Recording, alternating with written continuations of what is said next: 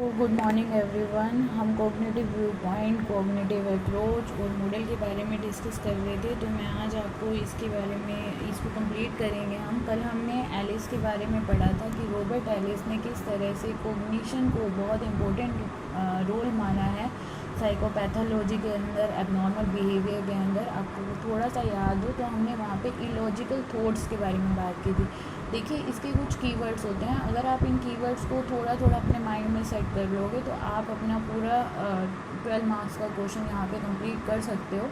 आपको याद ये रखना है कि जो एलिस थे उन्होंने अतार्किक इलॉजिकल सोच, इलॉजिकल आइडियाज़ के बारे में बात की थी। उसके अंदर हमने करना क्या होता है, लॉजिकल थॉट्स को लॉजिकल के अंदर कन्वर्ट करना होता है। फाइन। उन्होंने RET की थ्योरी दी थी, रैशनल इमोटिव थेरेपी। इसके थ्रू हम लोग किसी भी व्यक्ति की असामान्य व्यवहार को संभालने में चेंज कर सकते हैं। और बेसिकली इन्होंने फोकस किया था कोग्निशन के ऊपर। कोग्निशन मैंने आपको बताया था, that is related to your memory, perception, point of view. Fine. तो अब हम जो बात करेंगे वो हम बैक की करेंगे कि बैक में कोग्निटिव डिस्टॉर्शन के लिए जो भी संज्ञानात्मक रूप से प्रॉब्लम्स होते हैं उसके लिए क्या जो असामान्य व्यवहार है उसके लिए किसको इम्पोर्टेंट मानते हैं। तो सबसे पहले यहाँ पे एबनॉर्मल बिहेवियर के लिए इन्होंने संज्ञानात्मक डिस्टॉर्शन, कोग्निटिव डिस्टॉर्शन, जिसको हिंदी में हम बोलेंगे संज्ञानात्मक वृद्धि, इसको बहुत ही महत्वपूर्ण बताया है। और इन्होंने कहा कि जो ये संज्ञानात्मक विकृतियाँ होती हैं ये बेसिकली 3 तरह की होती हैं। इनकी 3 टाइप्स हैं। सबसे पहला है मैग्नीफिकेशन। मैग्नीफिकेशन के अंदर क्या होता है, कोई भी व्यक्ति आपने अपने आसपास में देखा होगा, प्रॉब्लम बहुत छोटी सी होती है लेकिन मैग्नीफाइड देखा है ना। मैग्नीफाइड क्या करता है, चीज़ों को बड़ा करके दिखाता है। तो उसी के बेसिस के ऊपर इसका नाम पड़ा था। मैग्नीफिकेशन का मतलब होता है यहाँ पर वो अपनी प्रॉब्लम को बहुत बड़ा करके आपके सामने दिखाता है। असामान्य व्यवहार कर रहे हैं, सामने वाले के लिए वो प्रॉब्लम बहुत छोटी होती है लेकिन व्यक्ति जिसको मेंटल प्रॉब्लम है, जो मानसिक रूप से समस्या में है, वो क्या करेगा, उस छोटी सी प्रॉब्लम को बहुत बड़ा करके दिखाता है। नेक्स्ट जो पॉइंट है इसके अंदर, ओवर जनरलाइजेशन, या फिर हिंदी में इसको बोलेंगे अति सामान्यीकरण। इस विकृति में क्या करता है, इसमें साधारण एवं हल्का सबूत के आधार पर व्यक्ति बड़ा निष्कर्ष निकाल लेता है। समझने की कोशिश कीजिए यहाँ पे ओवर जनरलाइजेशन। जनरलाइजेशन का मतलब हम सबको पता है, हमने पहले क्लासेस में भी इसको पढ़ा, सामान्यीकरण कर देना। मान लीजिए अगर आपने किसी के ऊपर टेस्ट करा और उस टेस्ट के रिज़ल्ट जो भी आए बहुत अच्छे आए, तो हम कहते हैं जी इस पॉपुलेशन के ऊपर ये जो टेस्ट है, ये जो साइकोलॉजिकल टेस्ट है, ये वर्क करता है और उसका रिज़ल्ट हमेशा पॉजिटिव आएगा, आप इसको करके देख लीजिए। फाइन। तो इसी तरह से हमने वो सामान्यीकरण कर दिया। अब इस प्रॉब्लम में व्यक्ति क्या करता है, इस असामान्य व्यवहार, अगर मान लीजिए उसके दिमाग में कुछ प्रॉब्लम हो रही है, संज्ञान में कुछ प्रॉब्लम हो रही है, तो वो क्या करेगा, अगर कोई ऐसी बात जो उसकी बात को सपोर्ट कर रही है, मान लीजिए वो ऐसा विचार कर रहा है कि आज ये जो सब्ज़ी है ये खाने से मेरे को प्रॉब्लम होगी, ठीक है, और एक दिन उसकी तबीयत भी ख़राब हो जाती है, तो उसने ऐसा माना और एक्चुअल में ऐसा हो भी गया। अब वो होने से क्या होगा, वो इस चीज़ को जनरलाइज कर देगा कि भाई इसको जो भी खाएगा वो बीमार तो होएगा ही होएगा। ओवर जनरलाइज कर देना, हर चीज़ को ओवर करके बताना, मैग्नीफिकेशन की तरह भी हो सकता है। पर उसके अंदर हम एक छोटी सी घटना को बहुत ज़्यादा बड़ा करके दिखाते हैं, ठीक है। और इसके अंदर क्या करते हैं, अगर हमारी कोई बात प्रूव हो जाती है तो हम उसको सबके ऊपर वही अप्लाई करने के लिए फोकस करते हैं या फोर्स करते हैं। नेक्स्ट होता है सिलेक्टिव एब्स्ट्रैक्शन।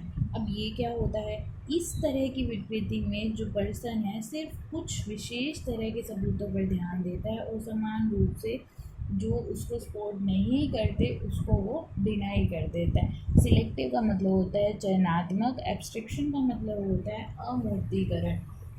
बस इतना समझ लीजिए कि जो चीज़ें उसको सपोर्ट कर रही हैं, फर्स्ट में मैंने उसको ये बता दिया, फर्स्ट में उसने कहा कि जी ये सबके ऊपर अप्लाई होता है। सिलेक्टिव के अंदर वो ये बोल रहा है कि भाई ये मैंने चयन कर लिया कि जी ये चीज़ है और ये आपके ऊपर गलत तरह से प्रभाव डालेगी ही डालेगी। तो इस तरह की ये जो 3 बेसिकली पॉइंट्स हैं, ये कैरेक्टरिस्टिक्स आपको देखने को मिलेंगी। जिसको भी कॉग्निटिव डिस्टॉर्शन हुआ है, मेंटली असामान्य हुआ है, मानसिक रूप से जो प्रोसेस ठीक से नहीं कर पा रहा है। वह व्यक्ति जो होएगा वो अपने माइंड में बार बार कॉन्शियसली इन अनकॉन्शियसली वो इस चीज़ को सोचता रहेगा, और उसको कब ये एबनॉर्मेलिटीज़ आ जाएंगी उसको खुद भी पता नहीं चलेगा।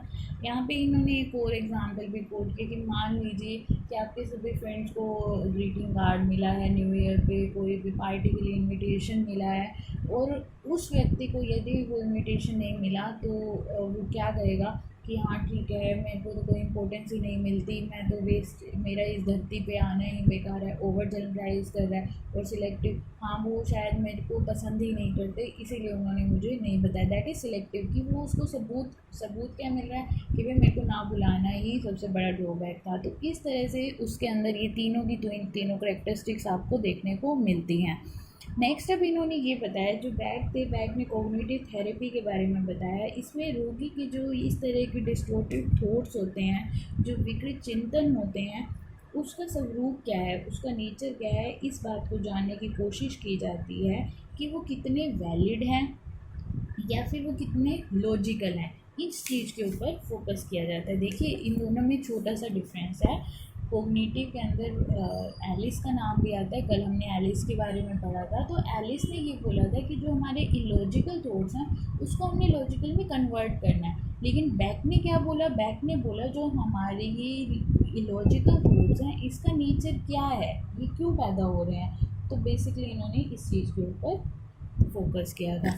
अब इन्होंने कहा जो इस तरह के थॉट्स हैं ना वो इन कारणों से पैदा होते हैं। कौन कौन से जो हमारे असामान्य कारक हैं, जो हमारा एबनॉर्मल बिहेवियर है, जो ये तीनों करेक्टरिस्टिक्स हैं, ये किस कारण पैदा होती हैं। मैंने अभी बोला कि बैक ने फोकस किया था कि कौन कौन से कारण हैं जो इस चीज़ को फोकस करते हैं। हालांकि जो ऊपर एलिस ने बताया था, एलिस ने सिर्फ उनको कन्वर्ट करने की बात की, लेकिन यहाँ पे इन्होंने ध्यान दिया था रीजंस के ऊपर, कारणों के ऊपर।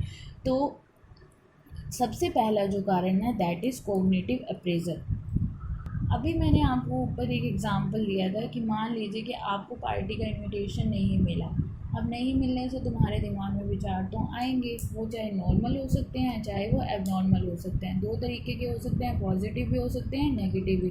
संज्ञानात्मक मूल्यांकन का मतलब है कि आपने उस परिस्थिति के बारे में कैसे सोच रखे हैं। आपको क्लास में टीचर्स भी बोलते हैं थिंक पॉजिटिव, अगर हम अच्छा सोचेंगे तो अच्छा ही होगा, और अगर आप नेगेटिव सोचते हैं तो क्या होता है, सब कुछ नेगेटिव होता है।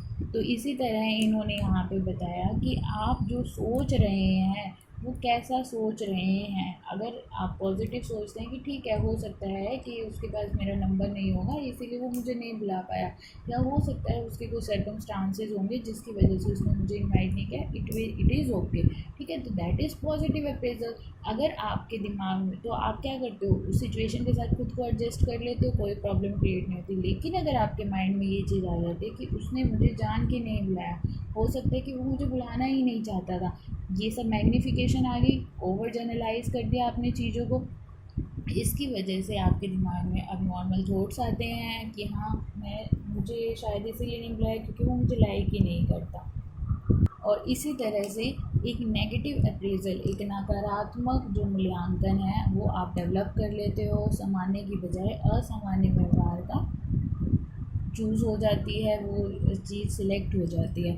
अब जो इन्होंने कहा जो ये कॉग्निटिव अप्रेजल है ये भी बेसिकली तीन कारण, ये कुछ तीन नहीं सॉरी 5 कारण इन्होंने बताए हैं जिसकी वजह से होता है। तो सबसे पहले आता है कॉम्पिटेंसीज, या इसको हिंदी में हम क्षमता बोलते हैं।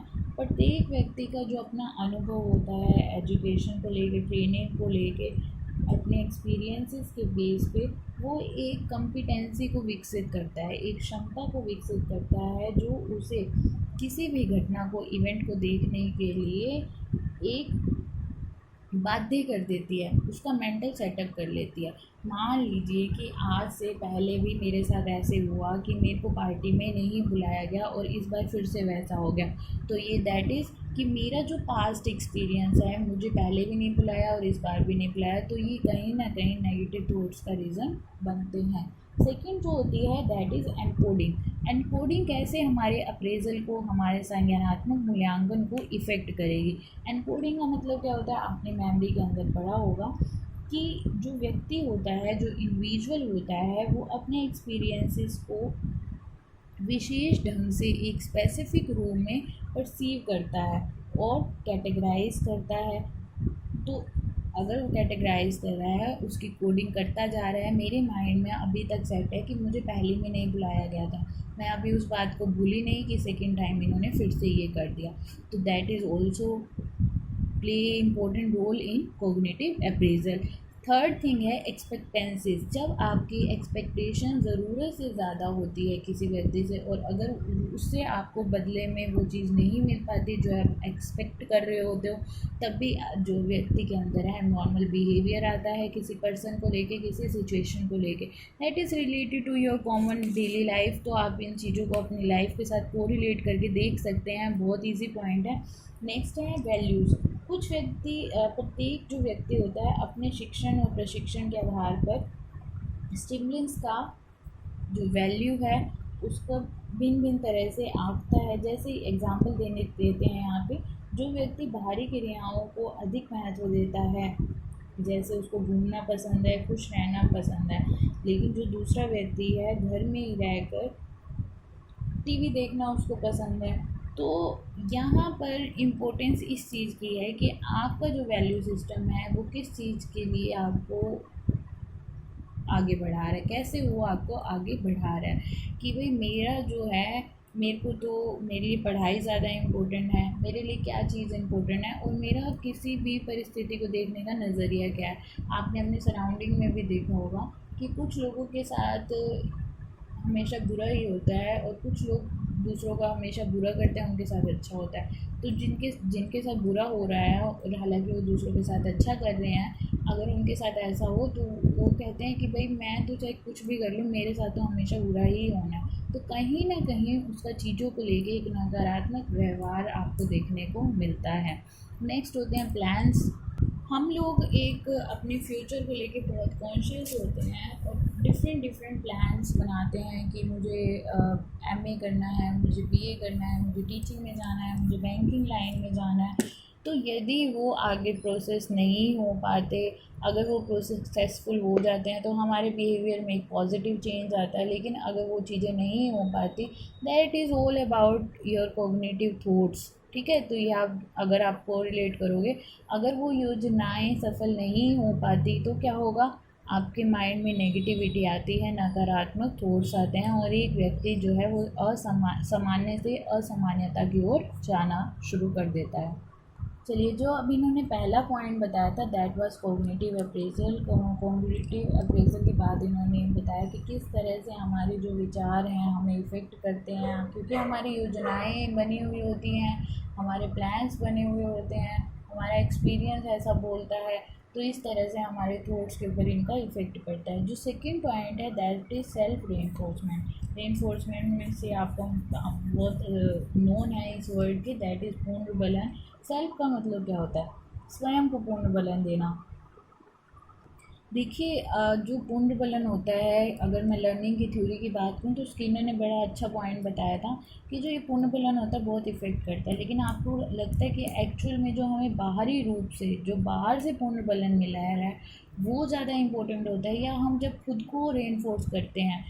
फॉर एग्ज़ाम्पल, अगर रोड पे किसी का एक्सीडेंट हुआ है और आप उसकी हेल्प करते हैं तो तुम्हें इंटरनली कितना सेटिस्फेक्शन मिलता है। और अगर मैं इसी के अपोजिट लूँ कि आपने रोड पे देखा, आप बहुत देर तक खड़े रहे, आप उसकी हेल्प करना चाहते थे लेकिन आपने उसकी हेल्प नहीं की, तो कहीं ना कहीं वो जो रिग्रेट है, वो कहीं ना कहीं जो गिल्ट है, वो हमारे अंदर एबनॉर्मेलिटीज़ को विकसित करता है। तो इन्होंने यही कहा था कि जो इंटरनल रीइंफोर्समेंट होता है, जो सेल्फ रीइंफोर्समेंट होता है, that plays an important role in cognitive distortion, cognitive setup. Fine, तो ये चीज़ें बहुत अच्छी आपको बुक्स में भी बहुत एक्सप्लेन कर रखे हैं, आप इसको पढ़ के देखना और इन चीज़ों को कोरिलेट करिए, तभी आपको पता चलेगा कि किस तरह हमारे माइंड के अंदर नेगेटिव थॉट्स आते हैं। नेक्स्ट होते हैं इंफॉर्मेशन प्रोसेसिंग। देखिए, हम एक पर्यावरण में रहते हैं, हमारा जो आसपास का एनवायरनमेंट है, हम वहाँ से बहुत सारी इन्फॉर्मेशन को गेन करते हैं। अब ये जो इन्फॉर्मेशन को हम गेन कर रहे हैं, ये जो सूचनाओं को हम ले रहे हैं, वो हमेशा राइट नहीं हो सकती, हमेशा सही नहीं हो सकती, कई बार वो गलत भी होती हैं। अब वो गलत होती हैं गलत तरह से हमारे माइंड के अंदर आ रही हैं, गलत तरह से उसकी प्रोसेसिंग हो रही है, प्रक्रिया गलत हो रही है, तो ऑब्वियस है हमारे अंदर भी नेगेटिव थॉट्स को उत्पन्न करती है, असामान्यता को उत्पन्न करती है। अब इसको भी इन्होंने बेसिकली बताया था कि जो आप अटेंशन, जब आप चीज़ों के ऊपर ध्यान देते हो, ध्यान का मतलब ऐसा माना जाता है कि हम अच्छी चीज़ों की, that is a psychological fact, आप अपने ऊपर अप्लाई भी करके देखना इस चीज़ को, कि हम अच्छी चीज़ों के बजाय ना बुरी चीज़ों के ऊपर हम ज़्यादा ध्यान देते हैं।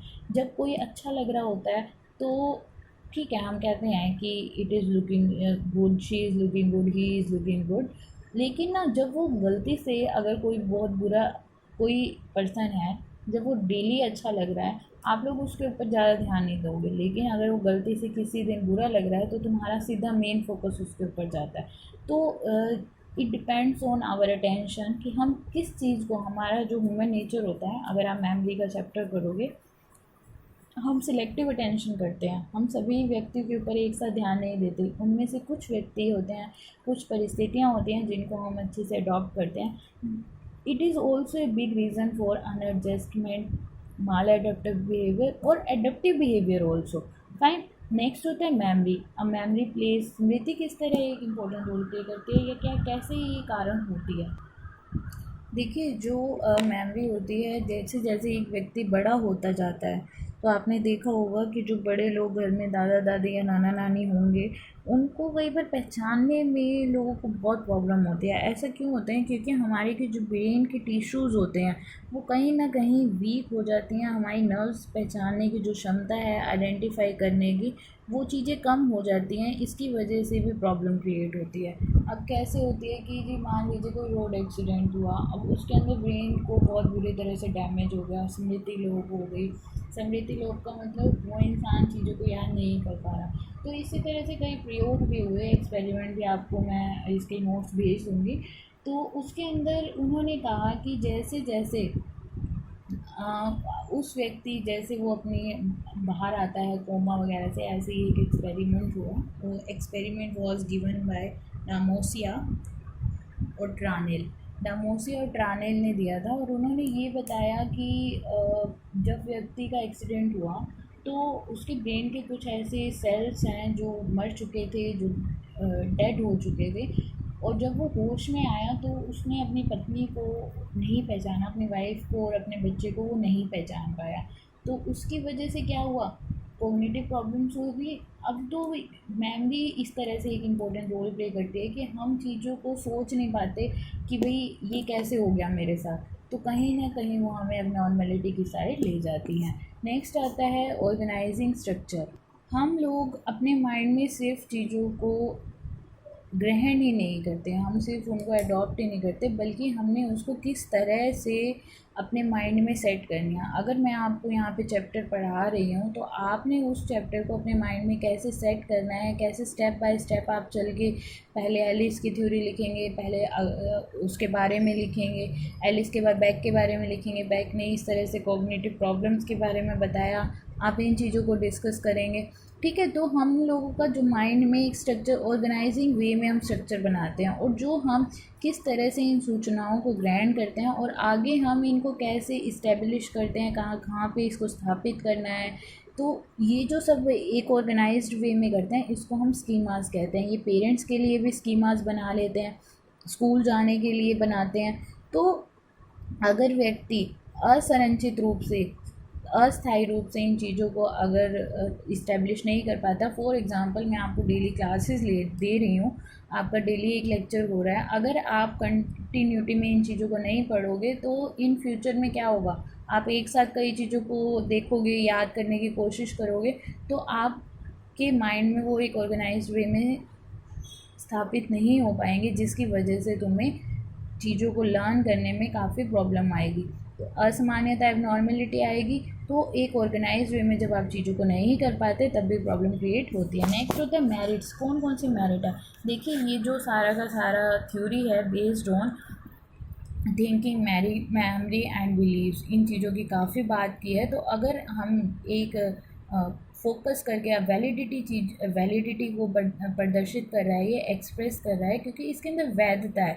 प्रेजेंट बिहेवियर के ऊपर फोकस करता है, कारणों को भी बताया कि ये इसने बैक में कि भाई कौन कौन से कारण हैं जो इफ़ेक्ट करते हैं। तो ये this theory is very, therapy is very valid.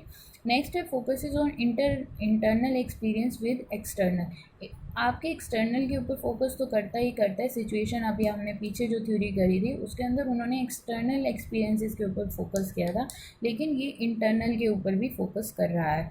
इसका डीमेरिट क्या है? ये इसका हम डायरेक्ट ऑब्जर्व्ड और मेजर्ड नहीं कर पाते, ये इसकी सबसे बड़ी डीमेरिट है। आप इसको डायरेक्ट देख नहीं सकते, हम सिर्फ एक आइडिया लगा सकते हैं कि हाँ भाई इसका अटेंशन गलत हुआ होगा, इसका ध्यान नहीं होगा, तभी इसके माइंड में ये सब चीज़ें होगी। अब मेमोरी के अंदर मैंने आपको बताया कि इस तरह स्मृति लोप होता है। इसके लिए हमें कोई ऐसा नहीं है कि हमारे पास कोई ऐसा टेस्ट है जिसका करके हम ये लोग पता लगा सकें। नेक्स्ट है focus is the current determinants note on historical. इसका जो सबसे बड़ा ड्रॉबैक है वो ये है कि हम जो प्रेजेंट में उसके निर्धारक हैं उनके ऊपर तो फोकस करते हैं, लेकिन हिस्टोरिकल बैकग्राउंड को हम पता नहीं लगाते कि हिस्ट्री में क्या हुआ होगा जिसकी वजह से इसकी ये प्रॉब्लम है। तो आज आपकी यूनिट सेकंड कंप्लीट हो गई है, सॉरी यूनिट फर्स्ट आपकी कंप्लीट हो गई है। इसके अंदर हमने 4 मॉडल्स को एक्सप्लेन किया। वैसे आपकी हर यूनिट में से एक क्वेश्चन बनता है, बट मैंने यहाँ पे आपकी यूनिट के दोनों चैप्टर को कंप्लीट कर दिया है। तो tomorrow we will start with second unit.